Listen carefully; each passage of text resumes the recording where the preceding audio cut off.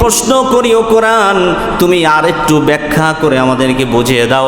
এবার কোরআন আবার একটু ব্যাখ্যা করে আমাদেরকে স্পষ্টভাবে এই পৃষ্ঠার ভিতরে বলে দিবে, ফিহি আয়াতুম বাইয়িনাতুম মাকামু ইব্রাহিম। এখানে রয়েছেন ফিহি আয়াতুম বাইয়িনাতুম মাকামু ইব্রাহিম, মাকামে ইব্রাহিমের বহু নিদর্শন এই জায়গার ভিতরে আমি আল্লাহ রেখে দিয়েছি। সুবহানাল্লাহ। কেমন নিদর্শন আল্লাহ রাব্বুল আলামিন রাখলেন? যারা হজ করতে গিয়েছে তারা জানে, কোমর পর্যন্ত বিশাল বড় পাথর। মাকামে ইব্রাহিম, যেখানে হাজী সাহেবরা যেখানে নামাজ পড়ে, এই মাকামে ইব্রাহিম বিশাল বড় পাথর আছে না নাই? সেই পাথরের ভিতরে ইব্রাহিম আলাইহিস সালামের চিহ্ন আজও পর্যন্ত আল্লাহ রাব্বুল আলামিন দেখিয়ে দিয়েছেন। শুধু তাই নয়, চিহ্ন শুধু রাখেন নাই, প্রায় 1 ইঞ্চি পরিমাণে তার পায়ের ছাপ চিহ্ন রয়ে গিয়েছে পাথরের ভিতরে। কেমন চিহ্নটা আল্লাহ রাব্বুল আলামিন সেখানে দিয়েছেন, গভীর মনোযোগ খেয়াল করেন।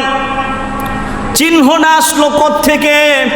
ইব্রাহিম আলাইহিস সালাম যখন কাবা ঘরের মেরামতের কাজ করতেছিলেন, যখন আপডেট করতেছিলেন, কাবা ঘরের কাজ করতেছিলেন, দেওয়ালের কাজ করতেছিলেন, দেওয়ালটা উঁচু করতেছিলেন পাথর দিয়ে, ইব্রাহিম আলাইহিস সালাম ওই পাথরটিকে ইব্রাহিম আলাইহিস সালাম গ্রহণ করলেন। আর সেই পাথরের উপরে দাঁড়িয়ে দাঁড়িয়ে ইব্রাহিম আলাইহিস সালাম তিনি কাবা ঘরের কাজ করতেছিল। জোরে বলেন আল্লাহু আকবার।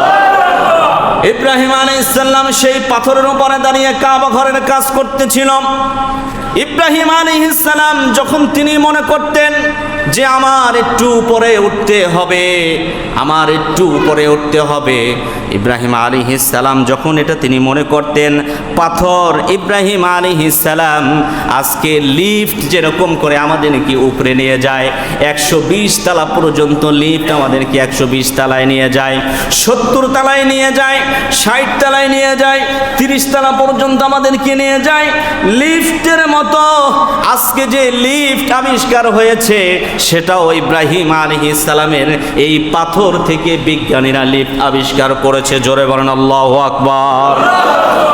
ইব্রাহিম আলাইহিস সালাম যখন তিনি মনে করতেন আমি একটু উপরে উঠব, পাথর ইব্রাহিম আলাইহিস সালামকে উপরে উঠিয়ে দিত। পাথর এমনি এমনি করে আস্তে আস্তে উপরে উঠে যেত। আবার যখন তিনি মনে করতেন যে আমি একটু নিচে নামবো, পাথর সাথে সাথে ইব্রাহিম আলাইহিস সালামের মনের কথা বুঝতো, সাথে সাথে নিচে নেমে যেত, পাথর নিচে নেমে যেত। এই পাথরের কাজকে ইব্রাহিম আলাইহিস সালাম যে কাজটি তিনি করেছিলেন, আল্লাহ পাক এটার একটা নিদর্শন স্বরূপ এই পায়ের যে ছাপ আছে, এই ছাপটা আল্লাহ পাক পাথরের ভিতরে কিয়ামত পর্যন্ত রেখে দিলেন। কিয়ামত পর্যন্ত পাথরের ছাপ থাকবে। যত হাজি সেখানে যাবে, সব হাজিদেরকে আল্লাহ পাক সেখানে নামাজের মুসল্লা বানিয়ে দিলেন। পুরা হেরেম শরীফটাকে আল্লাহ পাক নামাজের স্থান বানিয়ে দিলেন। সেখানে চতুর্দিক থেকে যেখানে দাঁড়িয়ে নামাজ পড়বে সেখানেই তার কিবলা, সেখানেই তার মুসল্লা, সেখানেই তার নামাজ। আল্লাহু আকবার। আবার আল্লাহ পাক একটা পাথর রাখলেন, পাথরের নিদর্শন, যেই পাথরের ভিতরে যত হাজি সেখানে চুমু খাবে, যত হাজিরা সেখানে চুমু খাবে, এই পাথর আল্লাহ পাক চুমু খাওয়ার কারণে তার গুনাহ আল্লাহ মাফ করে দিবে। ওমর রাদিয়াল্লাহু আনহু তিনি একদিন পাথরকে চুমু খাচ্ছেন, আর ওমর বলতেছেন, ইয়া পাথর, ও পাথর তুমি শুনে রাখো, আমি কোনো দিন তোমাকে আমি চুমু খেতাম না যদি প্রিয় নবীজি, আমার নবী যদি তোমাকে চুমু না খেত। পাথর তোমার কি কোনো মূল্য আছে? তোমার কোনো মূল্য নাই পাথর, তোমাকে প্রিয় নবীজি চুমু খেয়েছে, এই জন্য আমিও তোমাকে চুমু খাচ্ছি। সুবহানাল্লাহ।